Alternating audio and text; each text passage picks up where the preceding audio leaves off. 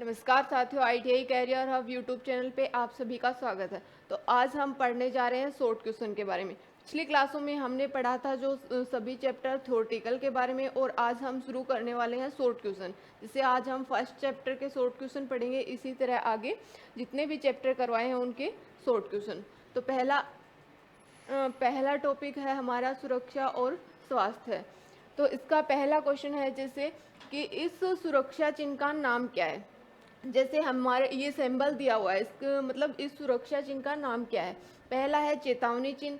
चेतावनी चिन्ह का सिंबल कैसा होता है? त्रिभुजाकार। जैसे आग का खतरा या बिजली का खतरा, रिस्क ऑफ फायर या रिस्क ऑफ इलेक्ट्रिक करंट। इसकी आकृति कैसी होती है? त्रिभुजाकार। तो इसका मतलब चेतावनी चिन्ह भी नहीं है। दूसरा क्या है? आवश्यक चिन्ह। आवश्यक चिन्ह का आकृति कैसी होती है? सर्कल।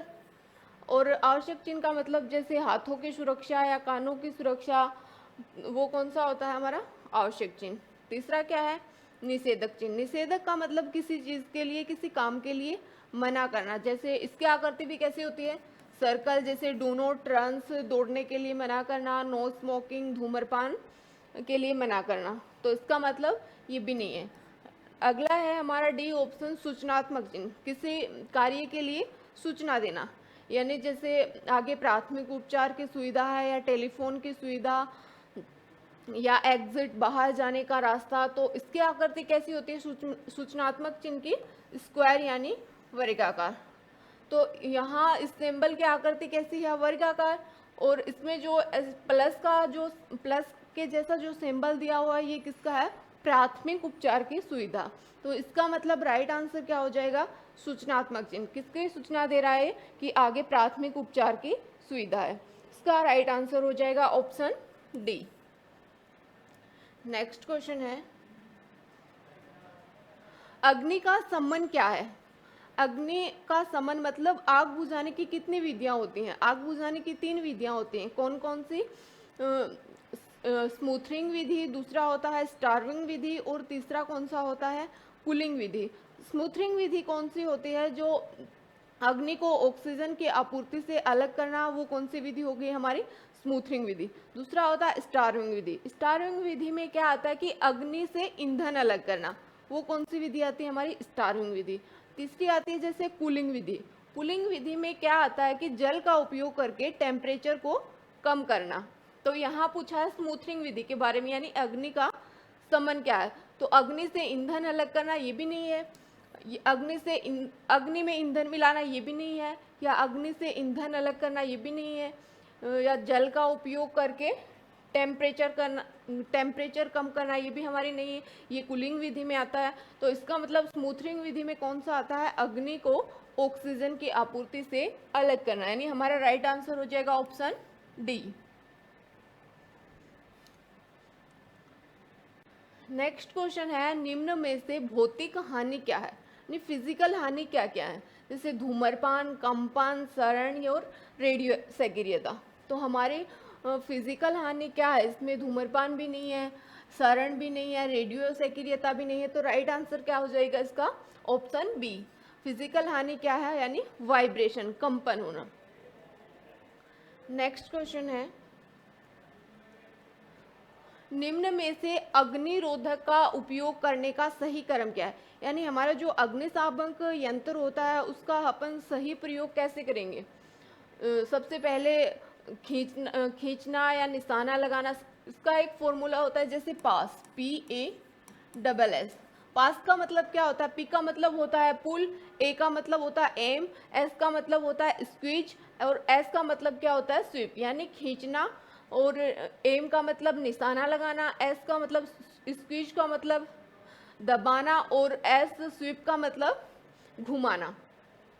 तो इसका राइट आंसर क्या हो जाएगा? खींचना, निशाना लगाना, दबाना और घुमाना। यानी अग्निशामक यंत्र का प्रयोग सबसे पहले अपन कैसे करेंगे? सबसे पहले खींचना, निशाना लगाना, दबाना और घुमाना। राइट आंसर क्या हो जाएगा? Option A.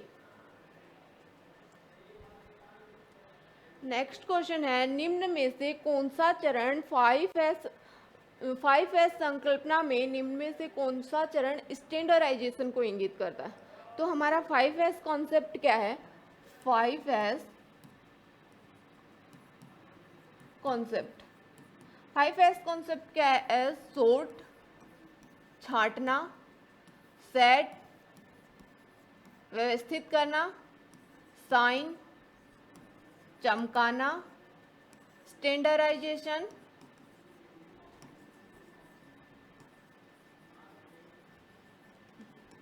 मानकीकरण और सस्टेन,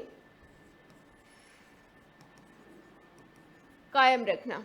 तो 5S कॉन्सेप्ट क्या? सॉर्ट, सेट, साइन, स्टैंडर्डाइजेशन और सस्टेन। तो इसमें कौन सा पूछा है कि 5S संकल्पना में कौन सा चरण स्टैंडर्डाइजेशन को इंगित करता है? मानकीकरण को। तो फर्स्ट पे तो आता है सॉर्ट, सेकंड स्टेप पे आता है सेट, थर्ड पे आता है साइन, यानी फोर्थ स्टेप पे क्या आता है? स्टैंडर्डाइजेशन। इसका राइट आंसर क्या हो जाएगा? स्टेप 4, यानी राइट आंसर हो गया ऑप्शन डी। अगला क्वेश्चन है, इस सड़क सुरक्षा चिन्ह का नाम क्या है? आवश्यक चिन्ह, सचेतक चिन्ह। आवश्यक चिन्ह का मतलब किसी चीज के लिए, जैसे हाथों के लिए सुरक्षा, कानों के लिए सुरक्षा। सचेतक का मतलब किसी चीज के लिए, किसी काम के लिए सचेत करना, जैसे प्राथमिक उपचार किसी चीज के लिए सचेत करना, जैसे do not runs, do not smoking, ये किस में आता है? सचेतक चिन्ह में। फिर आता है सूचनात्मक चिन्ह। सूचनात्मक चिन्ह का मतलब किसी काम के लिए या किसी चीज के लिए सूचना देना। उसके आगे आता है निषेधक चिन्ह। निषेधक का मतलब क्या होता है कि किसी कार्य के लिए मना करना। तो इसका मतलब यहाँ पूछा है कि इस सड़क सुरक्षा चिन्ह का नाम क्या है? तो यहाँ क्या आ जाएगा? Right answer option A. क्या है ये? आवश्यक चिन्ह।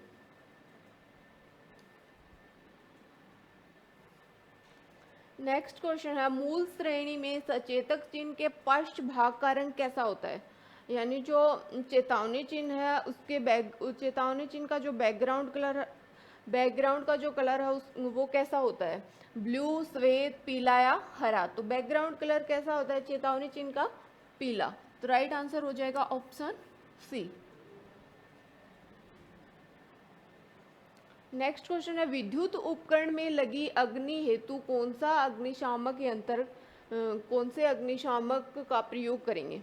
यानी विद्युत से जो लगी आग है उसमें किसका प्रयोग करेंगे अपन? हेलोन प्रकार या झाग प्रकार या गैस कारतूस प्रकार या संग्रहित दबाव प्रकार। तो किसका प्रयोग करेंगे विद्युत से लगी आग के लिए अपन?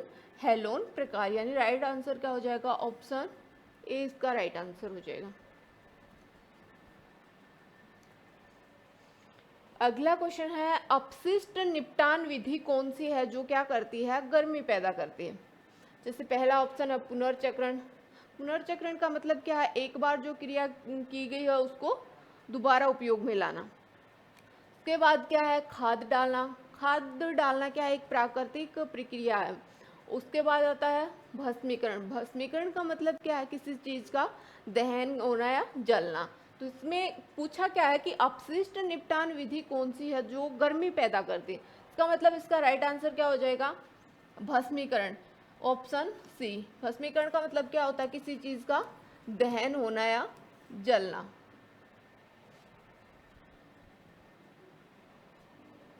नेक्स्ट क्वेश्चन है, धुएं से सुरक्षा के लिए किस व्यक्तिगत सुरक्षा उपकरण या पीपीई का प्रयोग करेंगे? पीपीई का मतलब क्या होता है? पर्सनल प्रोटेक्टिव इक्विपमेंट, व्यक्तिगत सुरक्षा उपकरण। तो धुएं से सुरक्षा के लिए अपन किस व्यक्तिगत सुरक्षा उपकरण का प्रयोग करेंगे? एप्रिन का भी नहीं कर सकते, चश्मा का भी नहीं, कान कवच का भी नहीं, यानी इसका प्रयोग करेंगे नाक कवच। ऑप्शन डी इसका क्या हो जाएगा? Right answer. यानी धुएं से सुरक्षा के लिए अपन किस व्यक्तिगत सुरक्षा उपकरण का प्रयोग करेंगे? Nose mask. नेक्स्ट क्वेश्चन है, BIS का पूरा नाम क्या है? BIS का मतलब क्या होता है? यह एक भारत राष्ट्रीय मानक निकाय है। इसका फुल फॉर्म क्या होता है? बोर्ड ऑफ इंडियन स्टैंडर्ड, ये भी नहीं होता, bureau of Indian standard, board of international standard ये भी नहीं होता, ब्यूरो ऑफ इंटरनेशनल स्टैंडर्ड ये भी नहीं होता। तो इसका राइट आंसर क्या हो जाएगा, ब्यूरो ऑफ इंडियन स्टैंडर्ड, यानी राइट आंसर हो जाएगा इसका ऑप्शन बी। अगला क्वेश्चन है नेक्स्ट,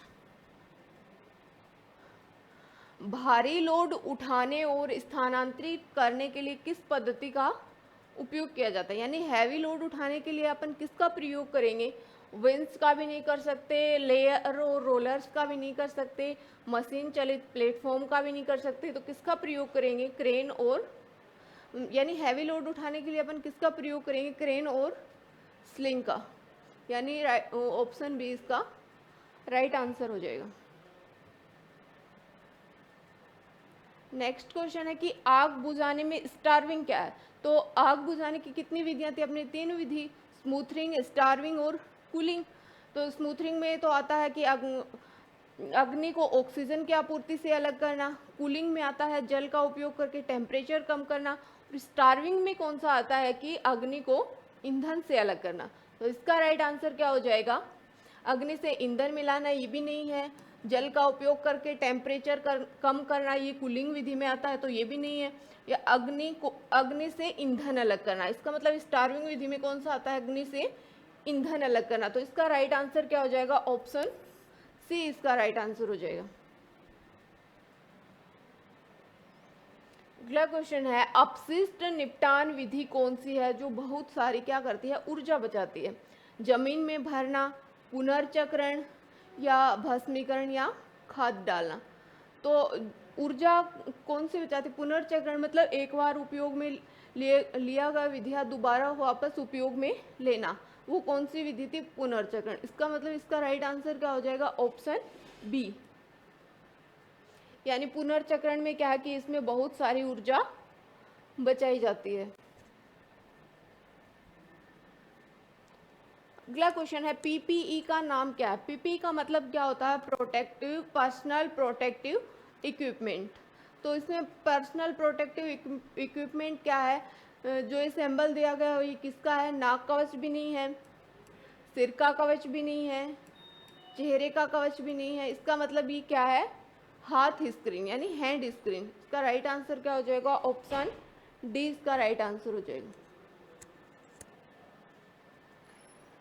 नेक्स्ट क्वेश्चन है, किस प्रकार की कृत्रिम श्वसन विधि का प्रयोग उस पीड़ित के लिए करते हैं जिसकी छाती और पेट में चोट लगी हो।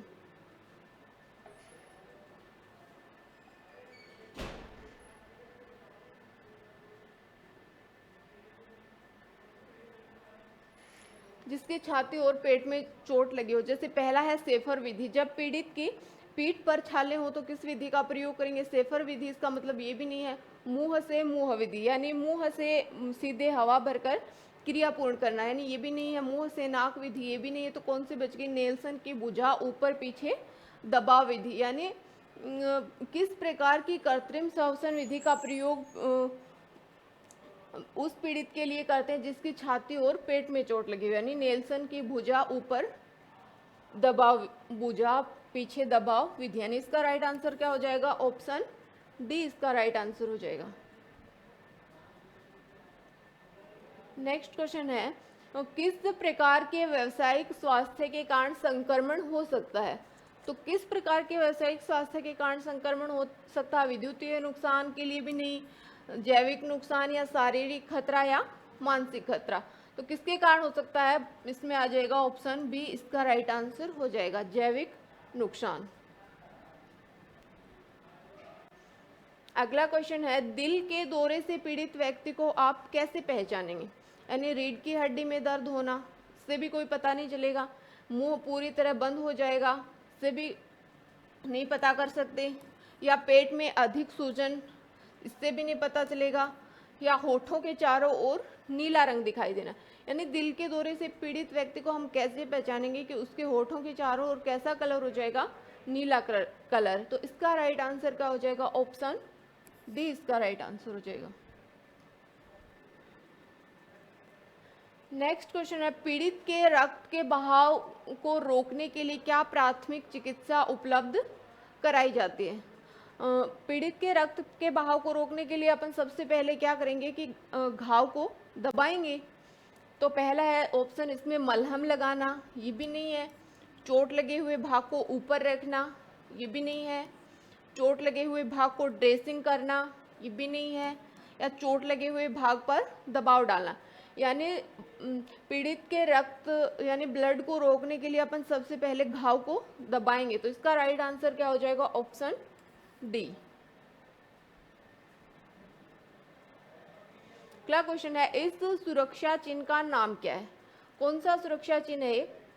चेतावनी चिन्ह भी नहीं है, आवश्यक चिन्ह, निषेधक चिन्ह या सूचनात्मक चिन्ह। तो ये कौन सा चिन्ह है? दस्ताने का सिंबल है तो मतलब हाथों की सुरक्षा, तो आवश्यक चिन्ह। बी ऑप्शन इसका क्या हो जाएगा? Right answer.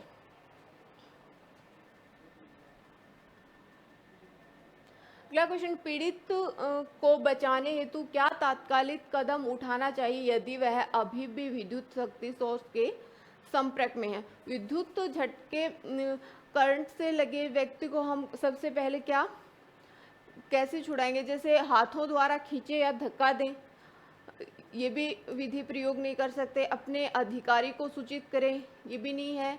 किसी को उस व्यक्ति को छुड़ाने के लिए बुलाएं, ये भी नहीं है। किसी को छुड़ाने के लिए बुलाएंगे उससे पहले तो उसको करंट लग चुका होगा।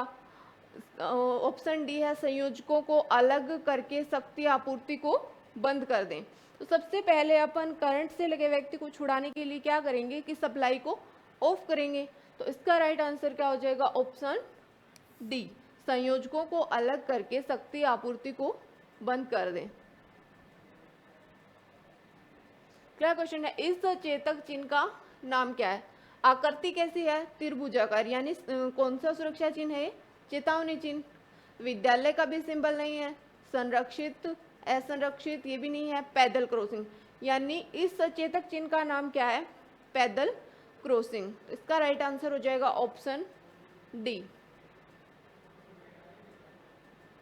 नेक्स्ट क्वेश्चन है, यदि पीड़ित को सिर में चोट लगी हो और वह मर रहा हो तो उसके लिए स्वर्णिम घंटा कौन सा होगा?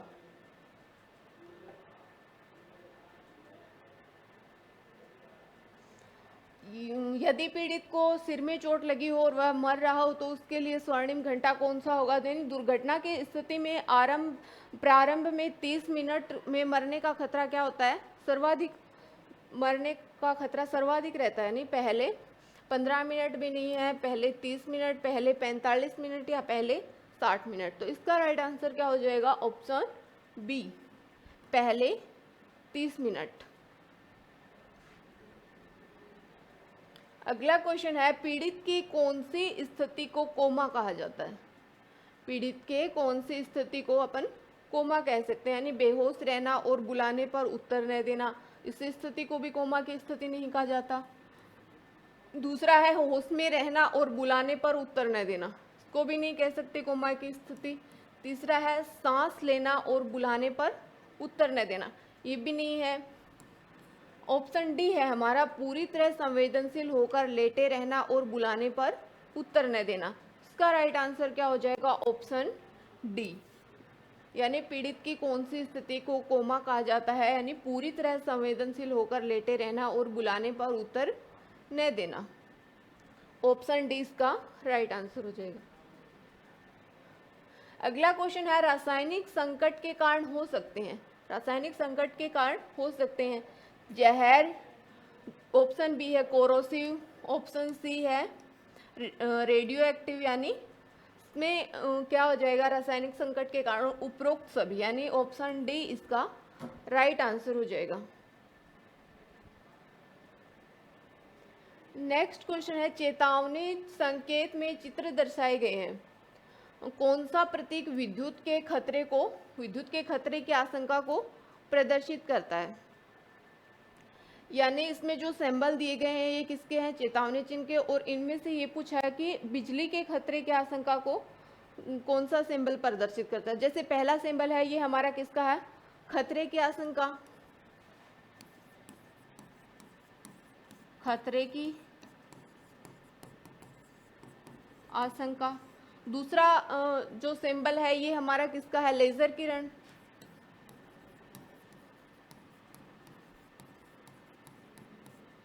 तीसरा जो ऑप्शन है ये हमारा किसका है, विस्फोटक का खतरा।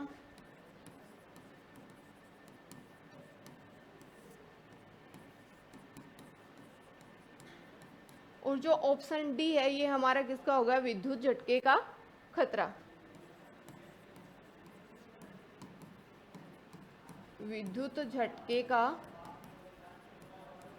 खतरा। तो पूछा क्या है कि चेतावनी संकेत में दर्शाए गए कौन से प्रतीक विद्युत के खतरे को प्रदर्शित करता है। यानी पहला भी नहीं करता, ये खतरे की आशंका को प्रदर्शित कर रहा है, दूसरा लेजर किरण को प्रदर्शित कर रहा है, तीसरा विस्फोटक का खतरा है, और चौथा कौन सा है, विद्युत के झटके का खतरा। यानी राइट आंसर क्या हो जाएगा इसमें, ऑप्शन डी। नेक्स्ट क्वेश्चन है, खड़े खड़े झुककर भारी भार उठाने से शरीर के कौन से भाग में चोट पहुंच सकती है। यानी खड़े खड़े झुककर अगर अपन भारी भार उठाएंगे तो शरीर के कौन से भाग में चोट लगेगी, पैर में भी नहीं लगेगी, हाथ में ये भी नहीं है, रीढ़ की हड्डी में या घुटने में। तो खड़े खड़े अगर ज़्यादा हैवी लोड उठाएंगे तो कौन से भाग में चोट लगेगी, रीढ़ की हड्डी में। तो इसका राइट आंसर क्या हो जाएगा, ऑप्शन सी। इसका राइट आंसर हो जाएगा रीढ़ की हड्डी में। अगला क्वेश्चन है, भूमि से भारी भार उठाने के लिए किस उपकरण का प्रयोग करेंगे। दोबारा से रिपीट हो गया, यानी हैवी लोड उठाने के लिए किसका प्रयोग करेंगे, क्रेन और सीलिंग्स का। तो इसका राइट आंसर हो जाएगा ऑप्शन ए। अगला क्वेश्चन है, धूल के कण, भाप व वाष्प से नाक की सुरक्षा के लिए प्रयोग किया जाने वाला पीपीई पर्सनल प्रोटेक्टिव इक्विपमेंट क्या है। रुमाल ये भी नहीं है, चश्मा भी नहीं है, हेलमेट भी नहीं है। यानी धूल के कण, भाप, गैस और वाष्प से नाक की सुरक्षा के लिए किसका प्रयोग करेंगे अपन, नोज मास्क का। तो इसमें राइट आंसर क्या हो जाएगा, ऑप्शन डी इसका राइट आंसर हो जाएगा। नेक्स्ट क्वेश्चन है, सीपीआर का अर्थ क्या है। सीपीआर का मतलब क्या है, यह एक आपातकालीन सुरक्षा जीवन रक्षक प्रक्रिया है। दिल की धड़कन बंद कर दे या सांस रुक जाए। तो इसमें इसका पूरा नाम क्या है, कार्डियो पल्मोनरी रिसब्सिएशन या केयर प्रीमेच्योर या केयर प्राइमरी रिकवरी या कॉलिंग प्लीज रिसिस्ट। तो इसका राइट आंसर क्या हो जाएगा, कार्डियो पल्मोनरी रिसस्टेशन। ए ऑप्शन इसका राइट आंसर। नेक्स्ट क्वेश्चन है, मौलिक प्राथमिक उपचार में एबीसी का अर्थ क्या है। मौलिक प्राथमिक उपचार क्या है, D R A B C. D का मतलब क्या है, डेंजर यानी खतरा।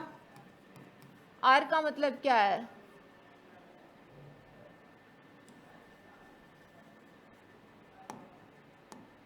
डी का मतलब है डेंजर, आर का मतलब है रेस्पॉन्स, और ए का मतलब है एयरवे, और बी का मतलब क्या है, ब्रीथिंग,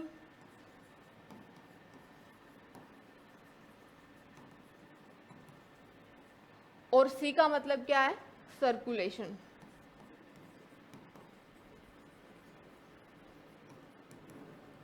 तो इसमें क्या पूछा है कि मौलिक प्राथमिक उपचार में एबीसी का अर्थ पूछा है इसमें। तो ए का मतलब क्या है, एयरवे, बी का मतलब क्या है, ब्रीथिंग, और सी का मतलब क्या है, सर्कुलेशन। तो इसमें राइट आंसर क्या हो जाएगा, ऑप्शन डी, यानी उपरोक्त सभी। नेक्स्ट क्वेश्चन है, चित्र में दर्शित वर्ग डी के लिए सबसे उत्तम अग्निशामक कौन सा है। तो सबसे उत्तम अग्निशामक कौन सा है वर्ग डी के लिए, कार्बन टेट्राक्लोराइड शामक ये भी नहीं है, झाग शामक ये भी नहीं है, जल से भरा शामक ये भी नहीं है। यानी राइट आंसर क्या होगा इसका, ऑप्शन डी, गैस कारतूस हेलोन शामक।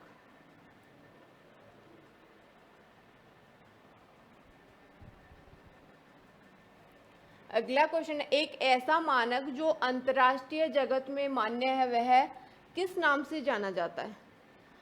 यानी BIS यानी ब्यूरो ऑफ इंडियन स्टैंडर्ड के नाम से, या ब्यूरो ऑफ स्टैंडर्ड इंडियन के नाम से, या तीसरा ऑप्शन क्या है, ISO इंटरनेशनल ऑर्गेनाइजेशन स्टैंडर्डाइजेशन के नाम से, या एक है DIN डच इंडस्ट्री नॉर्मेन। तो इसका राइट आंसर क्या हो जाएगा? ISO, international standardisation for organisation. इसका राइट आंसर हो गया ऑप्शन सी। अगला क्वेश्चन है BIS का पूरा नाम क्या? फिर से रिपीट हो गया। BIS क्या? भारतीय राष्ट्रीय मानक निकाय। तो इसका फुल फॉर्म क्या? ब्यूरो ऑफ इंडियन स्टैंडर्ड, यानी इसका राइट आंसर हो गया बी। अगला क्वेश्चन है BIS प्रमाणीकरण का लाभ होता है किस किस को? यानी उपभोक्ता को भी, निर्माता को भी, और तीसरा कौन सा है? निर्यातक को। तो इसका राइट आंसर क्या हो जाएगा? इसमें तीनों आएंगे तो इसका राइट आंसर हो गया उपरोक्त सभी, ऑप्शन डी। नेक्स्ट क्वेश्चन है रासायनिक संकट के कारण हो सकते हैं। रासायनिक संकट के कारण जहर, कोरोसिव, रेडियो एक्टिव या उपरोक्त सभी। तो इसका राइट आंसर क्या हो जाएगा? ऑप्शन डी, यानी जहर, कोरोसिव, रेडियो एक्टिव, इसमें तीनों आएंगे, उपरोक्त सभी। ऑप्शन डी इसका राइट आंसर हो जाएगा। अगला क्वेश्चन है किस प्रकार की कृत्रिम श्वसन विधि का प्रयोग उस पीड़ित के लिए करते हैं जिसकी छाती और पेट में चोट लगी हो? छाती और पेट के लिए किस विधि का प्रयोग करते हैं? नेल्सन की भुजा पीछे दबाव विधि, यानी पीछे भी रिपीट हो गया। तो इसका राइट आंसर क्या हो जाएगा? Option D.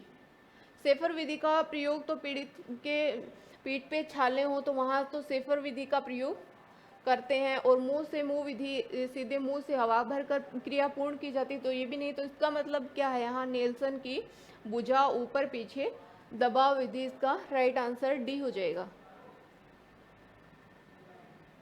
अगला क्वेश्चन है दिल के दौरे से पीड़ित व्यक्ति को आप कैसे पहचानेंगे? कैसे पहचानेंगे? रीढ़ की हड्डी में दर्द से भी नहीं पहचान सकते, मुंह पूरी तरह बंद हो जाएगा इससे भी नहीं पहचान सकते, या पेट में अधिक सूजन, इससे भी कोई पता नहीं चलता। दिल के दौरे से पीड़ित व्यक्ति को हम कैसे पहचानेंगे कि उसके होठों के चारों ओर कैसा कलर हो जाएगा? नीला रंग। तो इसका राइट आंसर क्या हो गया? Option D. नेक्स्ट क्वेश्चन है विद्युत उपकरण में लगी आग को बुझाने के लिए किसका प्रयोग नहीं करना चाहिए? यानी विद्युत उपकरण में लगी आग को बुझाने के लिए प्रयोग नहीं करना चाहिए। रेत का भी करते हैं, हेलोन अग्निशामक का भी करते हैं, या CTC का भी करते हैं। किसका प्रयोग नहीं करते विद्युत से लगी आग को बुझाने के लिए? नहीं, पानी का प्रयोग नहीं करते। तो इसका राइट आंसर हो गया ऑप्शन डी।